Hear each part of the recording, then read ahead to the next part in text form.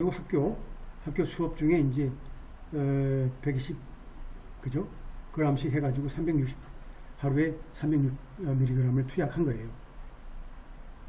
근데 이제 죄 있는 학교에 이제 교사가 특히 이제 이 간호사가 학교죠 수업 중에 거의 1년 동안 이제 이런 투약을 담당을 했고, 근데 이제 담당하면서 너무 위험스럽다는 얘기죠.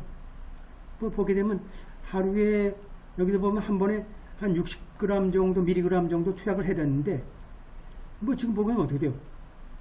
이게 한 번에 120g씩 뭐 360mg을 하루에 투약하니까 이건 어떻게 보면 좀 위험스러운 내용일 수 있는 거죠.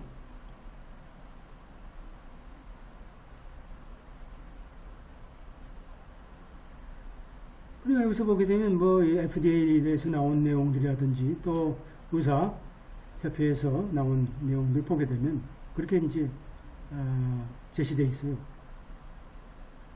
또 법률을 보게 되면 학교 간호사들은 또 거부할 권한도 있다는 뜻이죠. 의사가 지시한 그 용량을 초과해서 약을 투여하는 것은 거부할 그죠? 의무와 권리가 있다는 뜻이죠. 이게 이제 메디케이션 리뷰 액트의 3조에 나와 있는 거고, 법률에 따라서 이제 이 쉐인 스쿨의 그 간호사가 결국은 뭘까요? 학교 수업 중에 리타닌을 관련 학생들한테 투여하는 것을 거부했죠. 지역구청에서도 그럴까요? 자, 그 데이비스 학생 학부모들한테 학교에 와서 니네들이 하란 말이지. 니네 하면 되잖아. 양이 많으니까. 뭐 간호사가 안 하는데 어떻게? 부모가 와서 하든지. 그래가지고 그랬더니 뭘까요? 거부를 해버렸어. 그렇게 하라고 했더니 네가 하면 되잖아. 했더니 거부를 해버렸어. 그래서 결국 뭘까요? 이게 결국은 뭐 보게 되면 당연하게 법률로 정해져 있고 간호사가 당연히 거부할 수 있는 그러한 권리도 있고, 그러니까 뭘까요? 당연하게 뭐 이 법률에 따라서 쉐인 자체가 그 권리가 거부된 사실이 없어. 그러니까 당연하게 우리가 이 사건에 있어서는 지역구청이 당연하게 유리한 입장이죠. 그래서 학교의 지역구청 입장에서의 우리가 저지먼트 모션에서, 그죠? 디스포지티브는 뭘까요? 이게 딱 판사가 판결하게 되면 뭐 결론 내려지니까 뭘까요? 처분적인 거죠. 결국은 어떻게 돼요? 결국은 IDE의 정확한 해석이라든지 또 메디케이션 리뷰 액트에 대한 해석과 관련되어 있는 거죠. 관련되어 있고, 자, 아무리 IDE가 우리가 광범위하고 넓게 학생들의 어떤 우려나 그런 행위를 우리가 보장한다 하더라도 그건 뭐 법률의 범위 내에서지, 이게 과도한 투약은 그건 말이 안 되잖아요. 그래서 우리가 법률을 해석함에 있어서 우리가 기본적인 문제를 우리가 다루게 됐죠. 뭘까요? 입법부의 의도를 우리가 먼저 봐야 되겠죠. 자, 입법부의 의도를 봐야 돼. 우리가 뭘까요? 우리도 이거 이제 그대로 따라야 되겠죠. 자, 이 부분은 우리가 그대로 따라야 돼요. 이것도 이제 정답이에요. 이걸 그대로 갖다 놔야 돼. 왜냐하면 간호사협회에서 우리가 특정 조항에 대해서 절대로 안 된다고 주장했잖아요. 그 부분 왜 되느냐에 대해서는 우리가 그 본문 그대로 우리가 판사들이 우리가 나온 판례를 그대로 적용하면 돼. 자, 그렇다면 뭘까요? 자, 입법부의 의도가 뭔지 우리가 먼저 봐야 되고, 그리고 법률에 자, 본문 자체가 어떻게 시작되는지도 봐야 되고, 그리고 사실상 일반적인 언어로서 우리가 그 법률의 본문 자체를 우리가 그대로 해석해야 되고, 또 이게 명확하다 그러면, 본문 자체가 명확하다 그러면 뭐 처음과 끝 자체에 그죠? 전혀 문제가 될 거 없는 거죠. 하지만 그 법문 자체가 모호하다, 애매하다 그러면 뭘까요? 당연하게 이러한 입법 역사라든지 그 백그라운드 사실을 포함해서 우리가 외적인 문제를 우리가 파악을 해야 되겠죠. 이게 우리가 이제 에비던스에서 나와요. extrinsic evidence. extrinsic evidence는 절대로 이제 인정이 안 되지만 우리가 인정이 되는 경우도 있어요. 예상이 있어. 예상이 있는데 이게 똑같아. 자, 그러면 자 법문과 관련된 그 모호한 내용을 우리가 판사가 해결하려면 어떻게 해야 돼요? 모호한 내용 판사가 해결하려면 어떻게 되는 거예요, 여러분? 그러면 이 사람들이 소를 제기했는데 뭐 이게 법률 내용이 틀리다고 얘기를 하는데 그러면 이게 뭐야? 그죠? 자, 여기 나오잖아요. 자, 그럼 뭐 어떻게 해요? 자, 법률의 해석을 우리가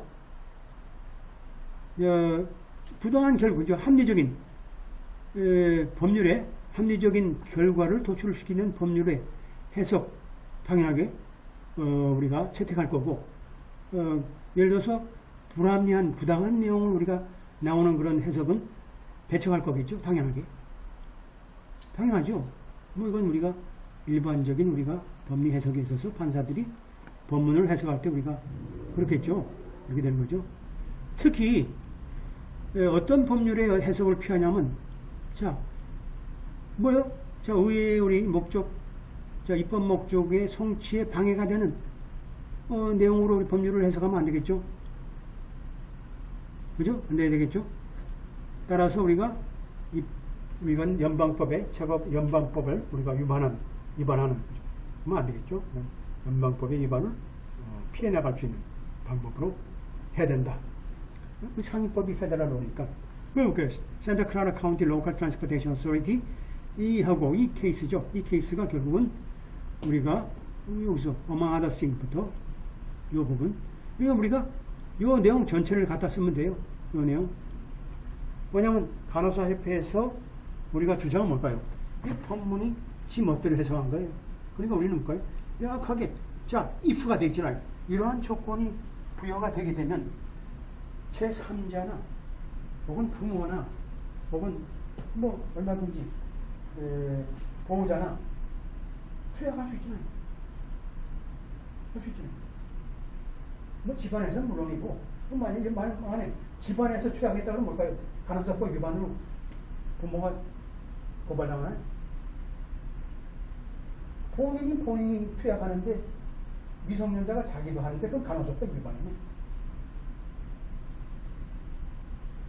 그러니까 이 문제는 뭐 상상의 난계를 할 수도 있지만 여기 있는 그대로 해도 돼요. 벌써 판례 내용 몽창 갖다 쓰는 아까 아이디의 어떤 우리가 정신에 대한 문제를 갖다 쓰고 또 밑에 있는 이 부분 갖다 쓰면 벌써 한 페이지 반이 돼요. 벌써. 그리고 이제 가운데 법률 2개 가지고 세 번째 간호사협회에서 주장하는 3가지 부분에 대한 반론을 적게 되면 최소한 5페이지, 6페이지 돼요. 그리고 결론 적고 그 다음에 이렇게 밑에 제임스 우드라는 사람 시그니처 사인할 수 있도록 해주고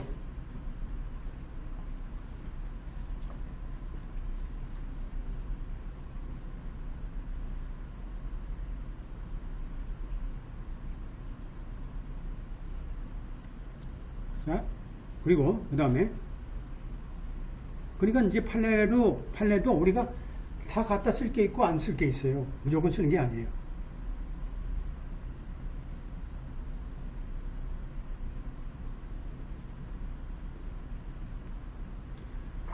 그러니까 여기서 뭘까요? 이 자체가 ID라는 게 자체가 뭐 이게 연방법으로 되어 있지만 그냥 전체적인 내용을 적은 거지 스페시피한 내용은 적은 게 아니잖아요. 예를 들어서 보게 되면 자 기본적으로 어떻게 돼요? 자 ID라는 게 뭘까요? 기본적으로 필요한 약을 우리가 학생한테 투여할 수 있다라고 돼 있을 때 하더라도 할 수 있다 하더라도 거기에 보면 어떻게 돼요? 학생들로 하여금 그런 필요한 약을 사실상 위험스러운 그런 복용 방법으로까지 받을 수 있는 그런 내용은 없다는 얘기죠. 그러니까 약을 투약해도 좋다고 돼 있지만 야 이거 위험스러운 그 복용 그 양을 초과해서까지 투여하라는 건 없잖아요, 여기. 없잖아요. 그러니까 뭘까요? IDE 목적은 뭘까요? 이 법률의 연방법의 목적은 자, 장애가 있는 학생들이 자, 실제로 공교육을 자유스럽게 받고 또 특별한 교육을 또 받고 필요한 우리가 보건의료 서비스를 받는다. 그런 거 위에는 없어. 근데 복용을 필요한 이야기에 대한 투여. 그죠? 필요한 경우에, 특별하게 필요한 경우에 필요한 약의 복용, 조제. 이게 나오잖아요. 자, 이게 relate healthcare, other service, such as administration, needed medication, designed to meet their unique needs, prepare them for further education, employment, independent living 돼 있잖아요. 뭐 그건 이제 미사 요구고 뒤에는 필요한 their unique need 필요할 때 필요한 약의 복용, 처방과 같은 의료 혜택을 특별하게 받을 수 있다라는 것까지 포함되어 있는 거지. 지금 여기서 얘기하는 대로 ID 목적 자체가 법률의 제정 목적가 심각한 위험스러운 복용까지 약을 주도록 하는 건 아니란 말이에요. 그죠? 이건 상식이지. 그러니까 뭘까요? 결론적으로 이러한 위험한 그런 복용까지를 받을 권리가 있다고 말하는 건 없대. 여기는 이제 본문에는 없다는 뜻이죠. 어떤 한 줄도 없어요. 반면에 ID 본문을 보게 되면 자, 어떠한 권리를 존재를 부인하고 있냐면 자 배척하고 있냐면 자, 학생들의 복지를 증진시키고 장애인 학생이죠. 그것을 우리가 어떻게 보면 언더마인 시키면 안 된다 이거죠. 이건 뭐 오히려 역행하면 안 된다. 역행하면 안 되고.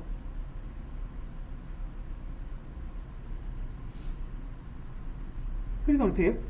이 지금 ID의 그 본문을 보게 되면 학생들의 복지를 증진시키는 그 목적이 ID의 목적이지 역행하는 거 아니죠. 그러니까 약을 더 복용시켜서 빨리 죽이기 그건 이 법의 목적이 아니죠. 그러니까 결론적으로 뭘까요? ID라는 것은 비록 보편적으로 학생들의 복지, 또 필요한 경우에 약의 투여, 뭐 이런 것들이 다 필요하죠. 근데 이제 우리가 일반적으로 어떤 의사가 처방한 복용약의 한계를 초월하는 것은 법의 목적과 다르죠.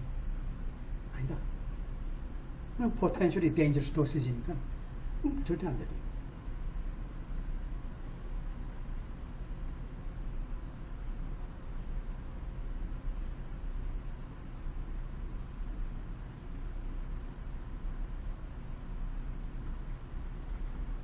자, 이런 측면에서 아무리 ID의 법문 자체가, 법 조항 자체가 좀 모호하다 할지라도, 사실상, ID 법률 자체가 우리가 이러한 위험한, 그죠?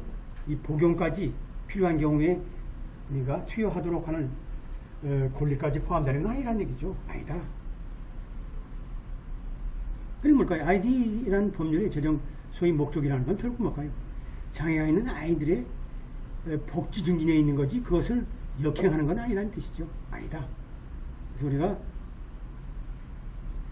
여기서 이제 전략상으로 이제 그 원고 자체가 데이비스라는 그 가족 입장에서 볼 때는 이 서머리 저지먼트를 피할 목적으로 뭐라고 이제 했냐면 ID의 그 법 자체를 그냥 무시해 버렸어. 이거 들어가게 되면 이제 패소하니까 오히려 뭐라 그랬어요? Medication Review Act라는 것을 이제 물고 들어갔어요. 이 자체 법률 자체가 지금 모호하다 뜻이죠.